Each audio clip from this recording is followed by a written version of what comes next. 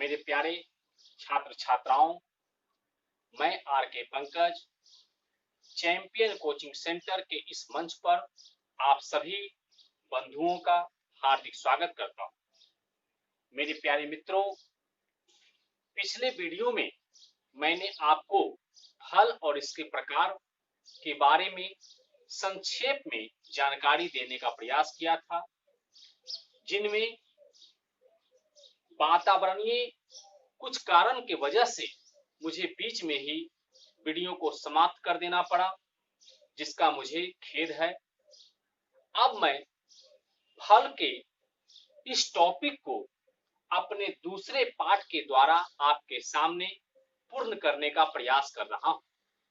मेरे मित्रों, पिछले क्लास में मैंने आपको डेवलपमेंट के आधार पर फल के प्रकार के बारे में बतलाया था, जिसमें मैंने एक प्रकार आपको यह भी बतलाया था कि पार्थेनोकार्पस फ्रूट किसे कहते हैं या पार्थेनोकार्पी से हम लोग क्या समझते हैं।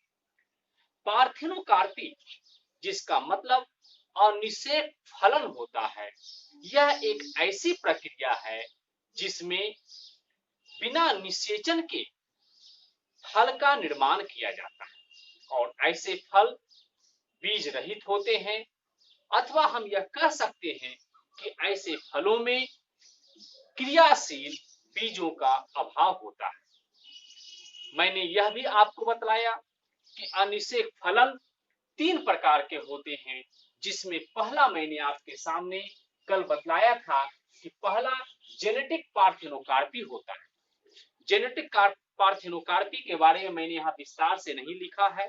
कल मैंने आपको पिछले वीडियो में मैंने आपको बतलाया कि जेनेटिक पार्थेनोकार्पी एक ऐसी प्रक्रिया है जिसमें म्यूटेशन अर्थात उत्परिवर्तन और हाइब्रिडाइजेशन अर्थात संकरण के द्वारा जेनेटिक अल्टरेशन करवाकर हम लोग अनिषेक फल को प्राप्त करते हैं और यह प्रक्रिया जेनेटिक पार्थेनोकार्पी अर्थात अनुवांशिक अनिषेक फलन कहलाती है।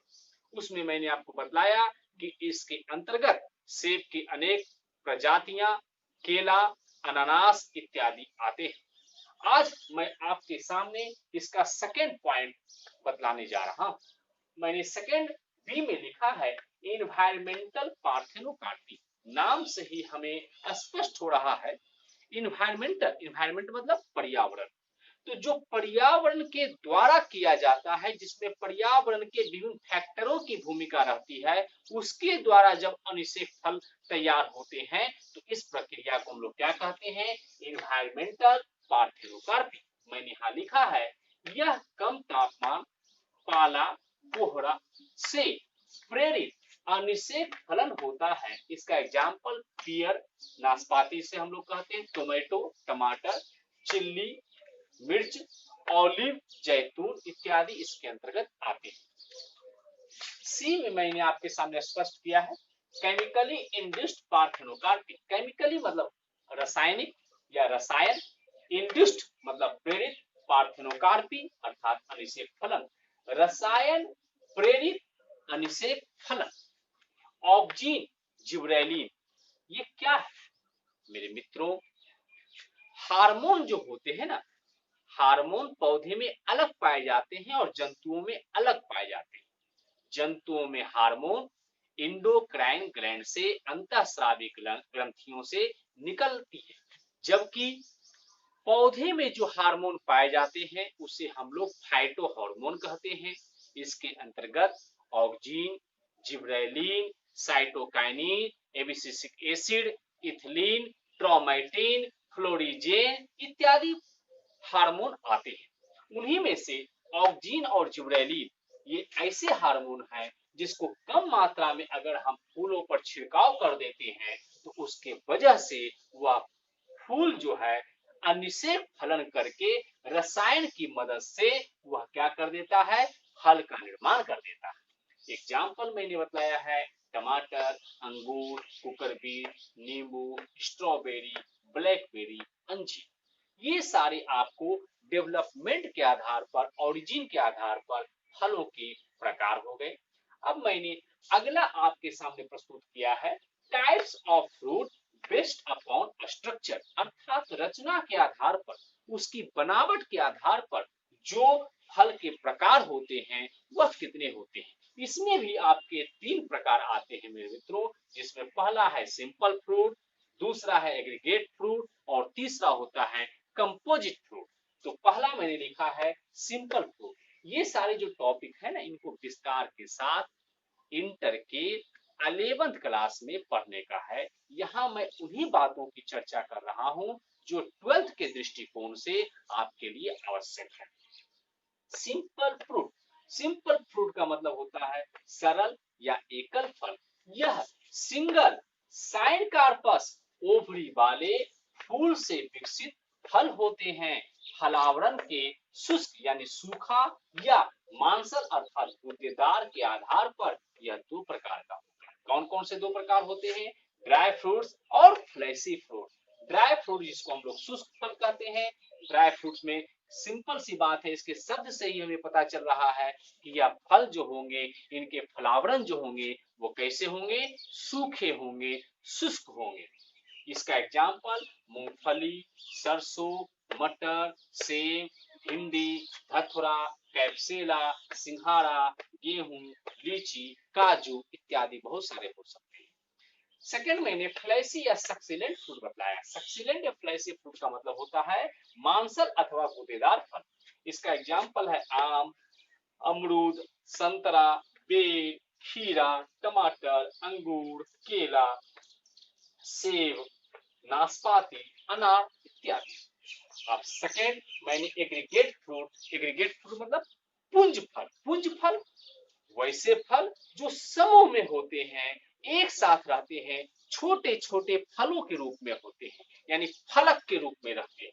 यह 2 या इससे अधिक फ्री एपोकार्पस ओवरी से बना फ्रूटलेट्स का समूह है। फ्रूटलेट्स का मतलब हो गया छोटे। एक बात ध्यान रखिएगा, शब्दों का हम कभी कभी शब्दों को समझने के लिए उसको तोड़ना पड़ता है। एक ही शब्द में कुछ प्रेफिक्स या सफिक्स, जिसको उपसर्ग या प्रत्यय कहते हैं, शब्द के शुरुआत में या शब्द के अंत में कुछ शब्द के टुकड़े लग जाते हैं जो शब्द की बनावट को बदल देते हैं, शब्द के मतलब को बदल देते हैं। तो मैंने आपके सामने इसके पहले बताया प्लांट। प्लांट के साथ हम लोग क्या लगा देते हैं? प्लांटलेट। प्लांटलेट का मतलब क्या होता है?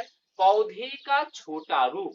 जब हम बीज को छिड़कते हैं, जैसे हम लोग गेहूं के धान का जब हम लोग खेती करते हैं तो धान के दाने को क्या करते हैं? चावल के दाने को क्या करते हैं? मिट्टी में छिड़क देते हैं। जब मिट्टी में छिड़क देते हैं तो उनसे छोटे छोटे पौधे निकल जाते हैं जिनको हम लोग बिचरा कहते हैं।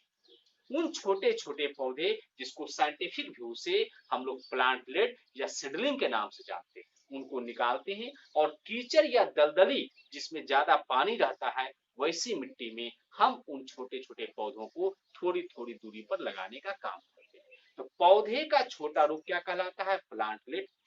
ड्रॉप, ड्रॉप मतलब होता है बूंद। जैसे जल की बूंदे, जल की बूंद जब गिरती है तो वो ड्रॉप है। लेकिन अगर हम वही स्प्रे पानी का करते हैं तो वह बूंद में भी छोटे या बहुत सूक्ष्म बूंद होते हैं, जिसको हम लोग क्या कहते हैं? ड्रॉपलेट। उसी प्रकार से फ्रूटलेट, फ्रूट का जो छोटा छोटा रूप होता है उसको क्या कहा जाता है? फ्रूटलेट्स। तो मैंने यह लिखा है कि यह 2 या इससे अधिक फ्री एपोकार्पस ओवरी से बना फ्रूटलेट्स का समूह होता है। इसके example strawberry, lotus, custard Apple. तो कमलगट्टा को हम लोग देखते हैं तो उसमें क्या था? छोटे छोटे अनेक, जिसको कि हम लोग लक्ष्मी पूजा में उनके बीजों को इस्तेमाल करते हैं, तो उसमें भी देखिएगा अनेक बीज के साथ छोटे छोटे फल लगे होते हैं, एक बड़े से कॉनिकल शेप में छोटे छोटे फल के रूप होते हैं। कस्टर्ड एप्पल, शरीफा को अब जाइए, शरीफा में भी क्या देखते हैं? अनेक बीज होता है और वह बीज जो है एक ही फल में आपको ढेर सारे बीज अपने साथ गूदे को लिए हुए रहते हैं। इसके बाद ब्लैकबेरी, जामुन को हम लोग देखते हैं, जामुन क्या होता है? गुच्छों में लगता है। तो ये सारे जो हैं वो एग्रीगेट फ्रूट अर्थात पुंज फल या समूह फल के उदाहरण होते हैं। इनको आप लोग